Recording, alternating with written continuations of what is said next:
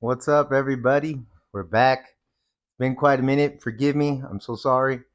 But life gets in the way a bit, and yeah, it throws you some curveballs. Quite a few curveballs if you ask me for sure. Um, got a lot of things to cover since I've been absent a little bit.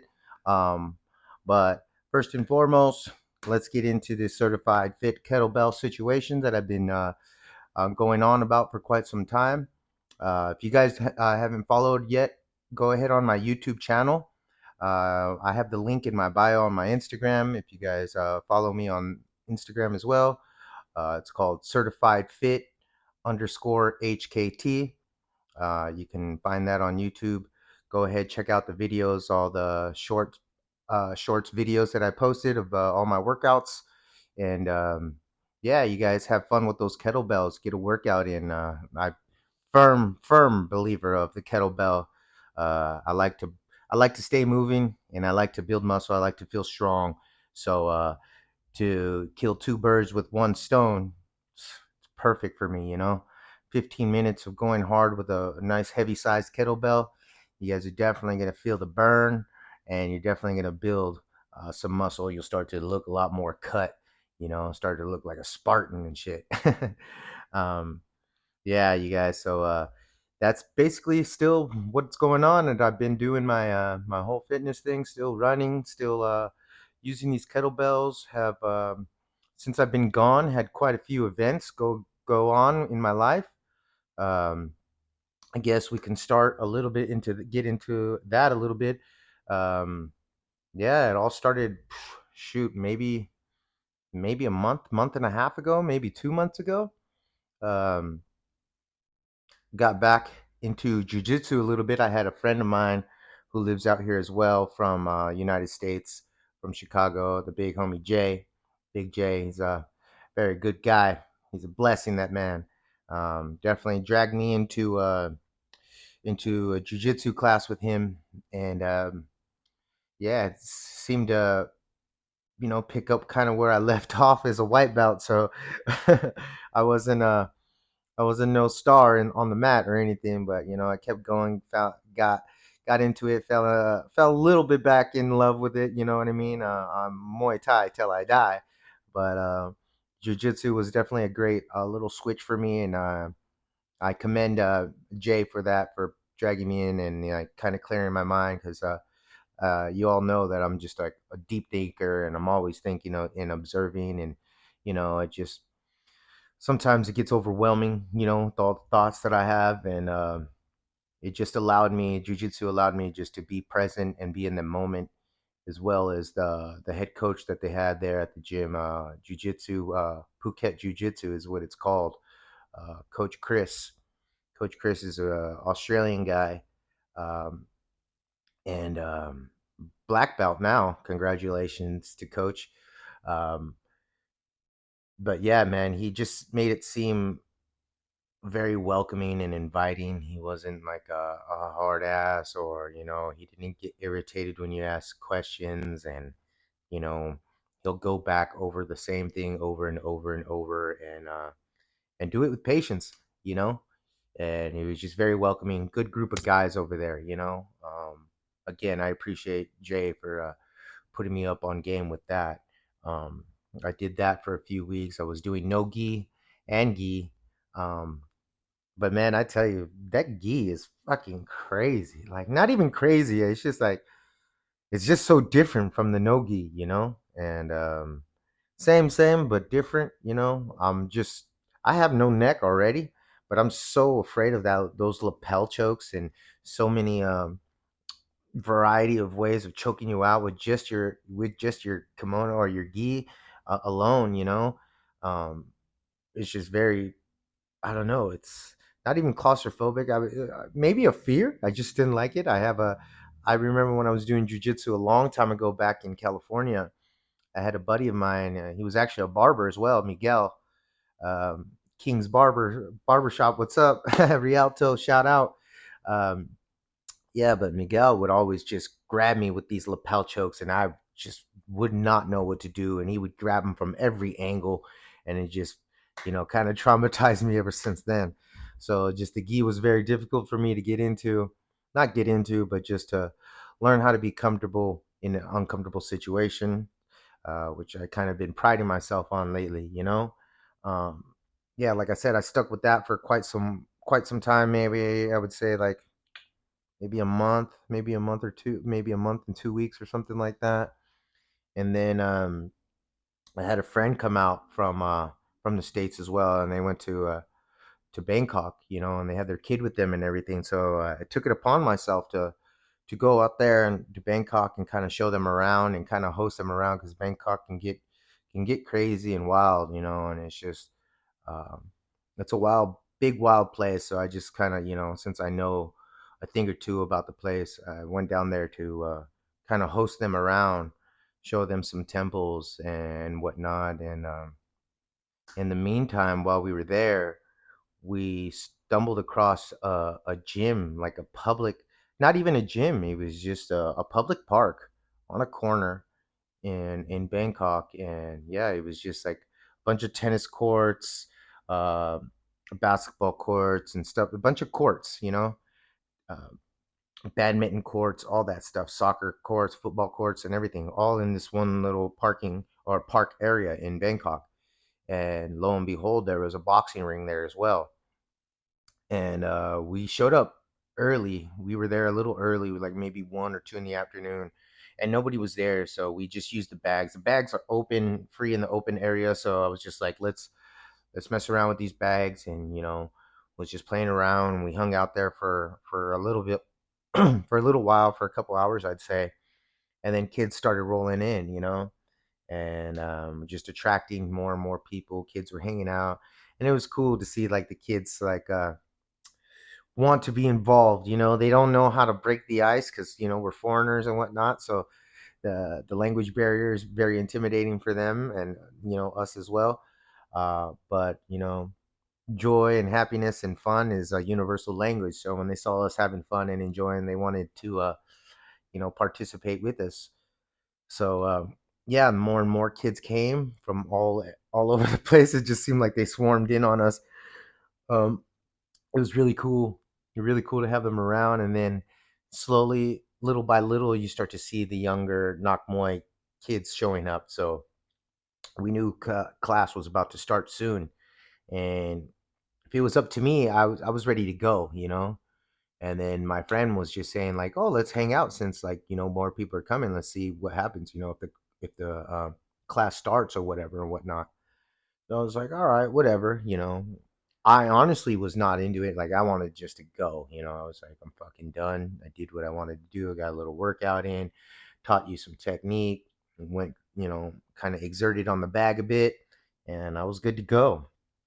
And yeah, lo and behold, the main trainer showed up, and he was a cool guy, and wanted to just do pads for us. He's like, yeah, we'll hold pads for you guys. You guys could join the class, and we'll do pads.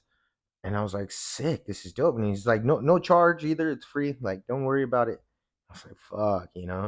And then, well, in Thailand, even though they say it's free, nothing's ever free. I'm sure that's around the whole world, not just in Thailand. But yeah, um, yeah, I'll get back to that a little later. So we start training, and I was doing some pads, and I wasn't, I felt like I wasn't doing good at all. I was very rusty. It's been a long time since I really got like solid training in, and really pushed towards Muay Thai, since I've just taken care of my health, my body, and doing the fitness, and just fall in love with the kettlebells and everything and whatnot. So I was just more of like the high intensity training is what I was more used to. So I can get through the training in Muay Thai, but still like the pad work, the kicking, the punching, the elbows and everything, the knees. It was like I had to shake the rust off a little bit. But he was explaining to me, he's like, "Wow, like you can do this still. You're in great shape. You can obviously still do this," and offered me to like fight.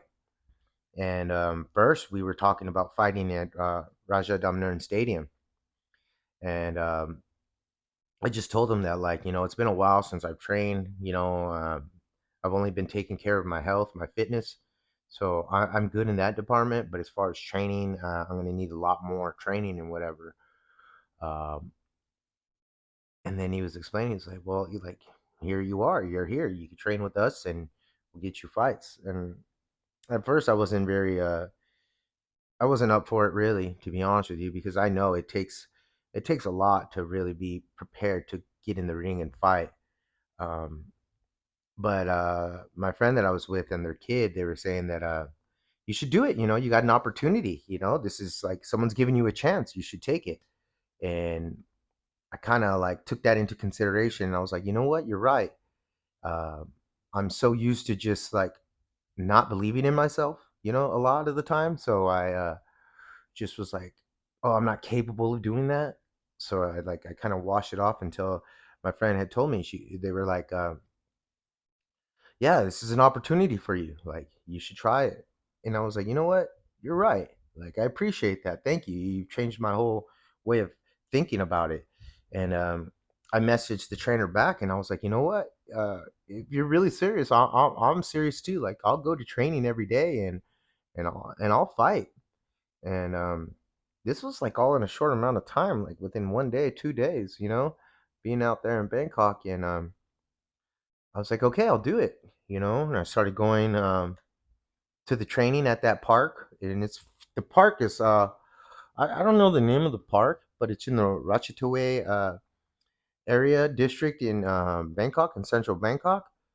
Um, and it was just cool. It's just like a young boys fight workshop, you know. And not many fighters. There's two fighter boys. There was Hyan, and then there's Brian. They were both Hyan and Brian, you know, from Brazil, and they were training there, fighting with this trainer there at that park for quite some time, you know, and they were fighting, you know, consistently, and they saw my training a little bit, and they saw that like, man, like I'm rusty, but they can still see like, okay, like you just got to shake some dust off with this guy, and he'll be good to go, you know, and so I was kind of like chilling with those guys while training, and they were like even saying like, "Man, fuck Raja, we can get you to Cambodia, and you can fight on a card in Cambodia, which pays more, you know." And like if you win by knockout, there's like big bonus money as well, and that was definitely encouraging, you know. In my situation, it's like I scrape for every penny, you know, every day. So to hear that was definitely encouraging. You know, I was ready to go and start like really pushing. Like I got motivated big time once Brian had told me, you know, like if you win by KO in Cambodia at that event, that they're gonna, you know, give you bonus money as well. And so that was very encouraging for me. Like I turned a switch in my mind and I was like, yes, I'm gonna I'm doing this now. Like forget this. Like I know I maybe have like 4 or 5 days of solid Muay Thai training, but like I think I can do it. Like I believe in myself to do it. And yeah, come to it, there's probably like maybe 3 days left until like, you know, I was ready to go to Cambodia and fight. And we go to I go back to the park to train on one afternoon, and I'm running with one of the young Thai boys that you know trains there at that little gym area as well, and it's just him and I going for a run around Bangkok, you know, and around that park. And let me tell you, like in this park area, it's like you're smack dab in like it's very similar to downtown LA. So there's just like the hustle and bustle, taxi cabs, motorbikes, people selling shit, open, you know, restaurants, everything. It's just crazy. It's a madhouse, right? And you're jogging around this whole city like that, you know, with all this madness around you. So you got to dodge potholes. You got to make sure you're hopping up curbs. You can, when you're running past alleys, got to make sure you don't get hit by cars, getting hit by motorbikes, weaving through people while you're running down the sidewalks, you know, because people are walking. It's just crazy. It's wild. Potholes everywhere, you know. And yeah, so we're running, we're jogging, and at one point, like the cement and the street are level together, right? But when you go up the bridge, the the side starts turning into a sidewalk, and then it goes into the street. So it gradually changes into a curb on, and I'm not really paying attention. I'm just jogging, and like I said, it's so crazy out there that you kind of forget that you're jogging because you're seeing so much craziness going on around you. So I'm jogging, not really paying attention to every step that I'm making. And yeah, lo and behold, at that curb, once it started to meet up again, there was just that little bit of like level change, like from sidewalk to street. And I wasn't paying attention, and I tried to while I was running, but when I stepped at that perfect angle, or the the the worst angle, and ended up just rolling my left ankle like really bad. I felt the ligaments tear and everything. Like I heard it like and it was just so excruciating. I was like, motherfucker, and then the young Thai boy that was with me, he was maybe like 8 years old, 10 years old, and he's just looking at me like, oh, what the hell? Like, what happened? Like, are you okay? And he saw me gimping and limping, and I'm just like, the pain was so excruciating at that moment, but I had such an adrenaline rush from jogging that I was just like, let's just keep going. Let's just go. Let's go. And so we kept running. I probably had like another half a kilometer left, or maybe a kilometer. So maybe like a half a mile max left to run. And I ran with this blown out ankle on my left ankle until I got to the gym. And then, yeah, I tried my best to continue training. I went through the training that whole night. And once I stopped, once the training was over, I stopped and looked at my ankle, and my ankle just started swelling, just turning into fatness, And everybody, I was just so like heartbroken over it. I was like, man, like, how am I going to be able to fight? I got like 3, 4 days left till I go and fight in Cambodia, Like, and they were telling me, like, even the Brazilian boys are like, "Are you still ready?" Like, and I was like, you know what? Yeah, fuck it. Like, I'm still down to fight. Like, I'm still ready to fight. I can't do much now, so I'm just gonna work on getting my weight down a little bit and try to stay moving as best as I can. That was my uh, that was my thought process, right?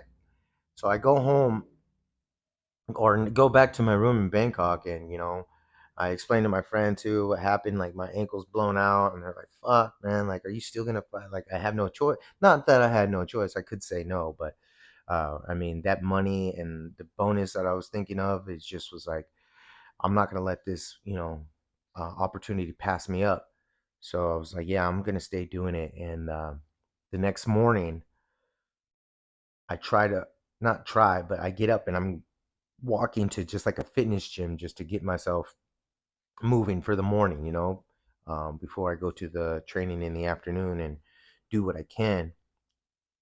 And as I'm walking, man, as I'm walking to this gym, to this little fitness gym the next morning, again, my ankle's blown out, so it hurts, and I'm like gimping the best, like, trying to do my best to walk normal, but it hurts. It really hurts. It was swollen. And being in Bangkok on these sidewalks, on these streets, it's just there's constant construction and constant, shit going on constantly. So it was at one point, again, there was like construction happening, but nothing's blocked off. It was like just had like a little pieces of tiles, and some pieces were missing. And again, I was like on my phone texting somebody or something, and I shit you not, my fucking ankle rolls again. Boom. Snap my ankle. Not snap it, but boom, I heard it rip again. I hear it rip and tear. And it got like the pain was so bad because I already just heard it. And then I did the exact same thing while walking. And like I started sweating immediately from the pain. It was so bad that like I just could not believe how much pain that I'm in at this moment. I was almost in shock, and I was sweating and sweating bullets, and I just couldn't believe it. And it was very hard. It was very hard for me to uh to even walk. Like I'm like, how the hell am I gonna get back to the room? Like, and I just stood there for a little bit, and I just could not believe what the hell just happened. Um, And then I had to rush to the clinic saying that like I need to take x-rays, this, that, and the third. And I was just like, you know what? Just give me something for the pain for now. We'll wrap it up and I'll give it a couple days. and we'll see how I feel, you know. And they're like, "Are you sure?" And I was like, "Yeah, I have no like, yes, just do that for now." So that's all that they did for me, really. They wanted me to go and take X-rays and really like see what happened to my ankle, which this left ankle has been so bad since I was a kid from skateboarding and everything that I have so many blown out ankles on the left side that it's just no longer going to be the same anymore. And yeah, so when that happened, I had no choice but to cancel that fight. And it broke my heart. It frustrated me so bad because like that was an opportunity for me, you know. And again, like God just like, nope, not today. Took that away from me, you know. And I was very stubborn about it because I wanted to. I ended up staying.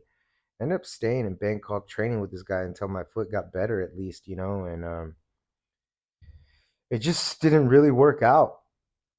Didn't really work out for me out there, you know. I wasn't able to get any fights because my ankle was hurt, and the trainer was also telling me, he's like, just go home, heal up, come back and train, and which I really wanted to do.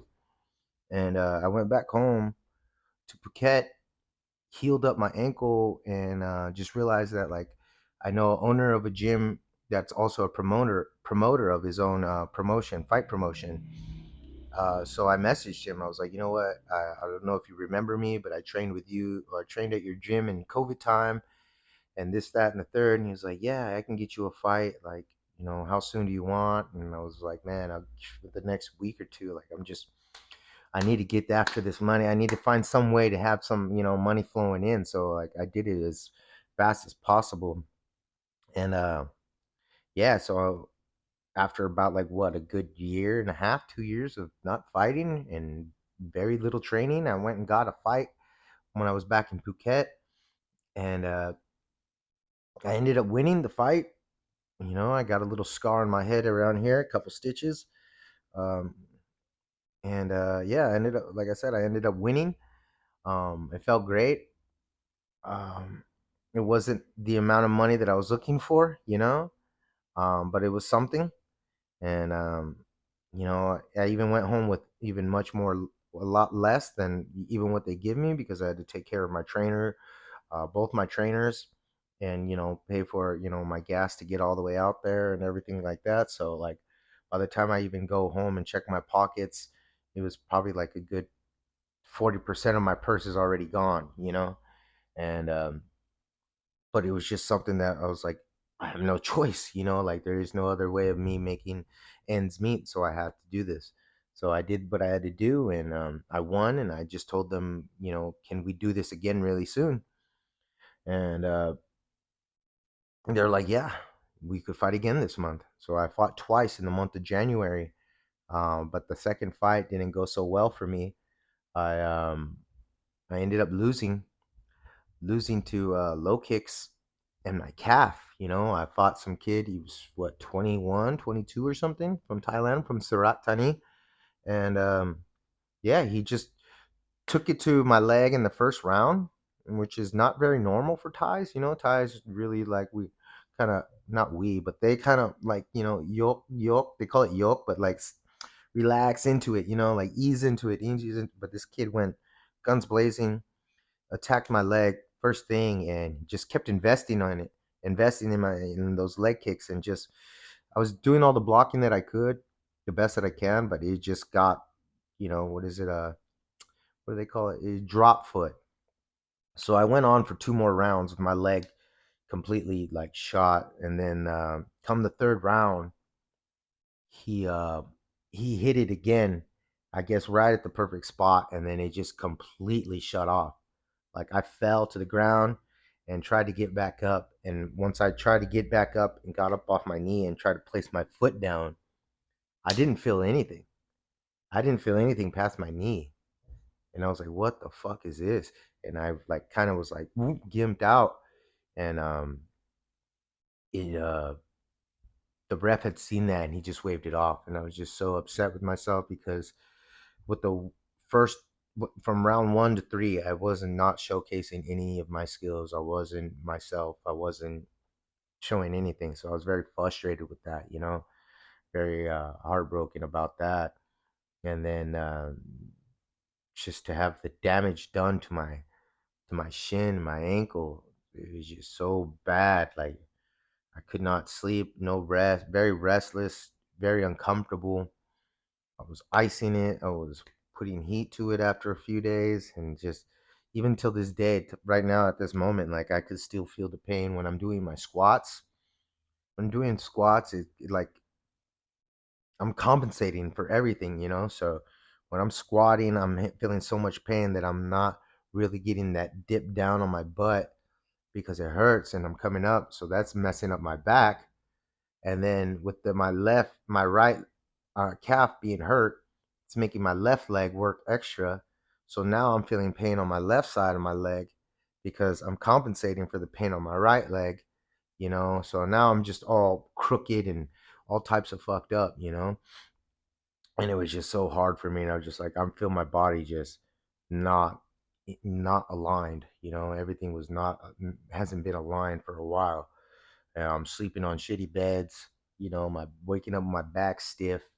It's just getting old, getting pain, everything. You know what I'm saying? So it just keeps on crumbling on me. And yeah, it was just a lot of pain and a lot of things that I had to endure. And even with that fight, I lost. So I got paid less than my first fight. And then again, I had to take care of my training, my gas, and everything. So like I went home with pretty much nothing with both those fights. And it was just ridiculous, right? And with that said, like I've been doing trying to look for ways to make some cash, extra cash, and I ended up finding like I could do like being an extra job, being an extra in movies, or shows or anything like that. So I got an opportunity to go and do that in Bangkok. So I had to leave from Phuket after my fight. My fight was the 26th, and then they needed me in Bangkok on the 29th. So I had about 3 days to rest this foot, but still wasn't enough time for me to actually be completely 100%. Got out to Bangkok to use the last bit of my money to get to Bangkok so I can get to this job. And crazy thing is, I was thinking of taking a bus there because they were saying, okay, on the 29th, it's on the 29th, but they didn't give me an exact time.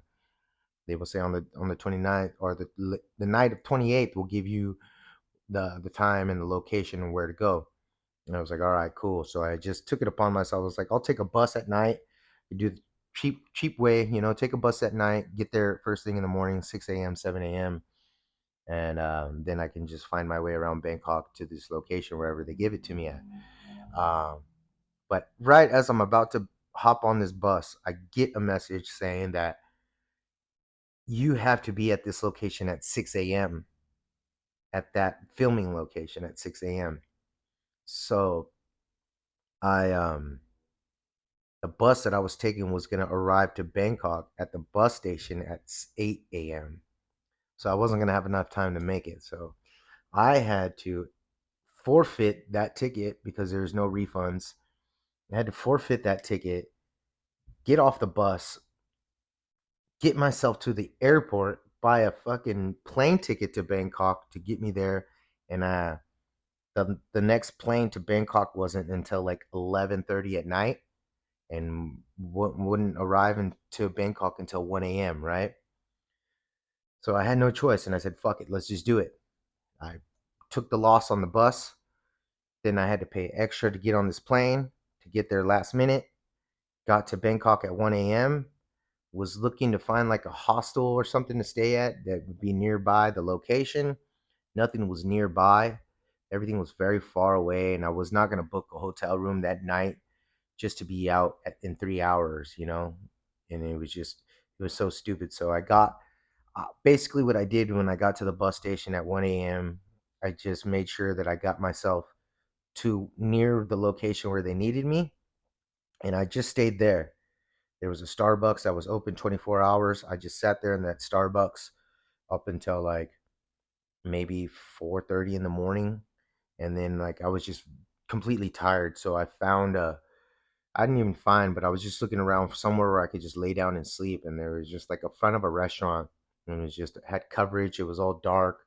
Everything was just put away, and then just found like a little dark little area where I could just lay down, on the cement there and try to sleep. But that didn't work because as soon as I lay down and start to get comfortable on the floor, I'm just getting swarmed with mosquitoes. So mosquitoes were attacking my ass left and right. No sleep, you know. Like I said, that long ride, that long day already in Phuket, and then finally make it to Bangkok, and then having to stay awake till 6 a.m. before I get to this filming. And then when we did the filming, I thought the filming was going to be done by maybe 12, 1, 2 in the afternoon. No, filming went from 6 a.m. I didn't get back to my room. I didn't get back to like dropped off in Bangkok because they picked us up and then took us on the outskirts of Bangkok for this video shoot, and then brought us back. And I didn't get back till like 7, 8:30 at night to Bangkok. And like I said, already been up. And then I get to my room. I book a room for a night there because I was thinking I'm gonna go back home. And then later that night, I get another message from a different casting agency saying we can give you, another couple thousand baht more to do another video shoot tomorrow morning. And I was like, all right, cool, yeah. And they're like, it's was it they were gonna give me 2,000 baht to do a video, a commercial for an airline or something. And I was just like, yeah, standing around, cool, whatever, I'll do it. The next day I get there, we started like at 11 in the afternoon, and we went to like 2 in the afternoon. It wasn't too long, and I was like, all right, cool, like, yeah, let me get this cash and go home. And then the casting director, or the agency lady, she had told me, oh, okay, so this is the first part is finished, now we're gonna go do the second part of the commercial. This, and now we're going to a different location. I was like, oh, so we're not finished? She's like, no, no, no, we're not finished at all. I was like, oh, fuck. And then mind you, I'm already dead tired from the night before. I only slept a few hours because I got the message late at night to go and do it again the next day. And, I'm riding on fumes. We get to the second location and we stay there from like 4 in the afternoon till like 11:30 at night. And I'm just like, I'm delusional now at that point. And I'm just so tired and I just want to get back home or back to my room at least and rest. And um, by the time we finished, I realized that like there's no point in booking another room. I'm just gonna waste more money booking another room. So what I did is, as soon as I got finished at 10 o'clock at night, 11 o'clock at night, instead of going and booking a room, staying in Bangkok, and then going to Phuket the next day, I just shot myself to the bus station and took a little small van back to Phuket like at 1 in the morning. And I didn't get back to Phuket till like 3, 4 in the afternoon. Again, no sleep because it wasn't a like a charter bus. It was like a small minivan thing that we're all crammed in like sardines. And the driver's got the aircon cranking high, and I'm in like this shorts and a t-shirt, and it's just so uncomfortable, and I'm just starting to become very irritable with everything, and just it was just very, very tough for me, and all just to make maybe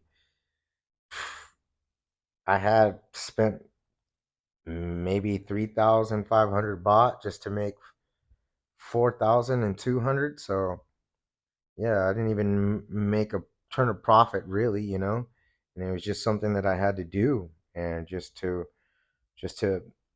feed myself and whatever. And it was just so crazy.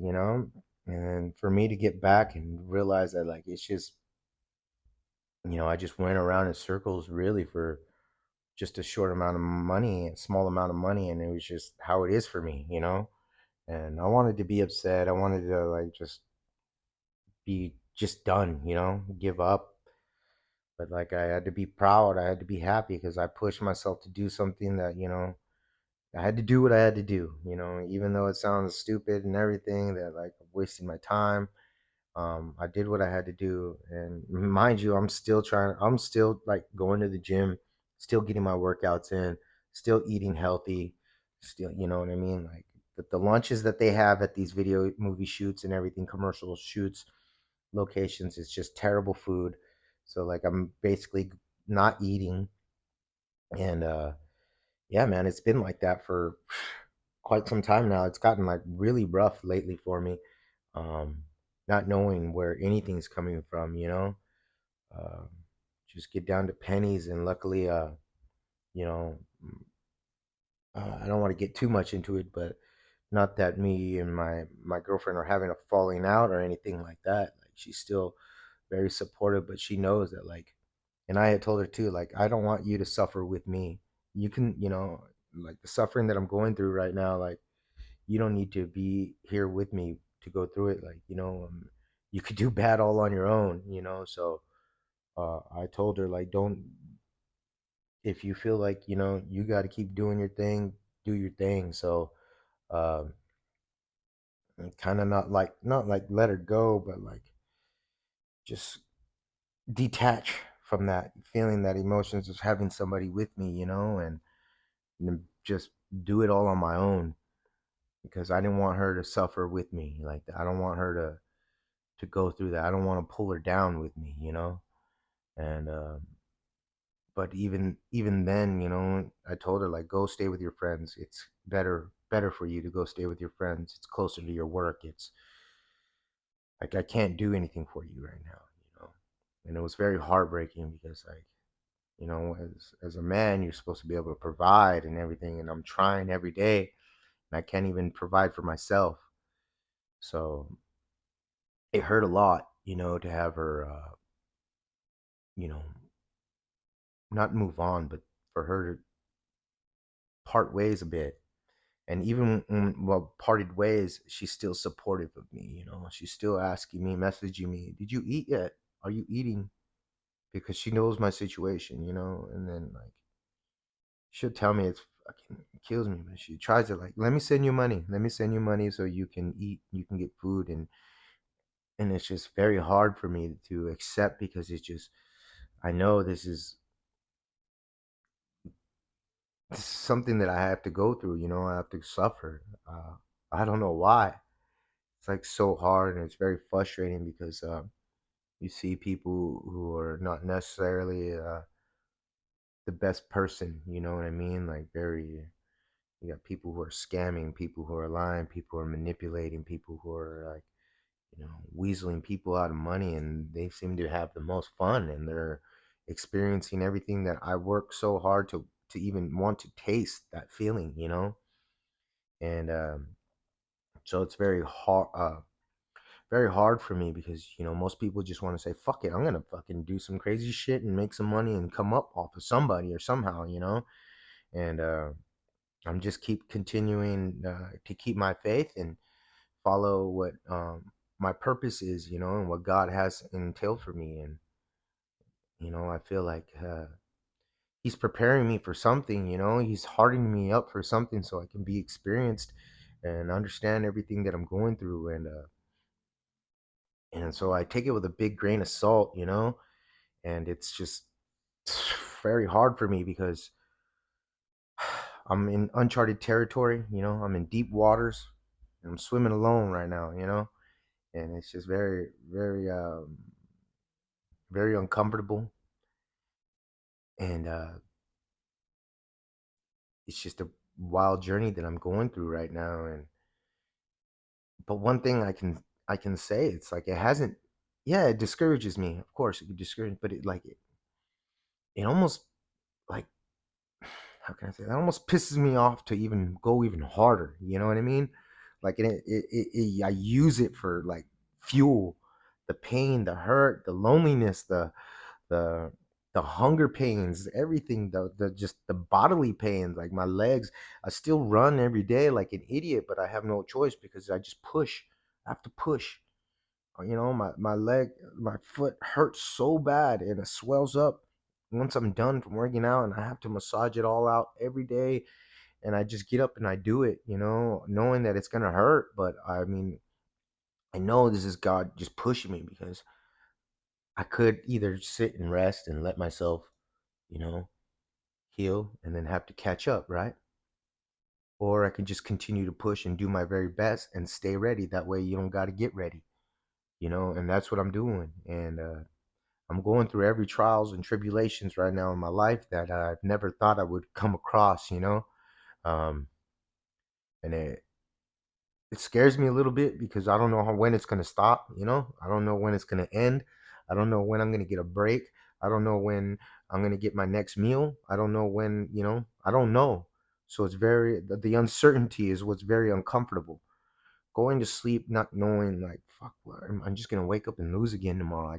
There's nothing like I apply myself to. Like, I have people that I reach out to that like ask me, yo, bro, can you help me out with these fitness plans or meals and plans? I'll shoot you some cash. And yeah, man, I'm gung ho about it, and then just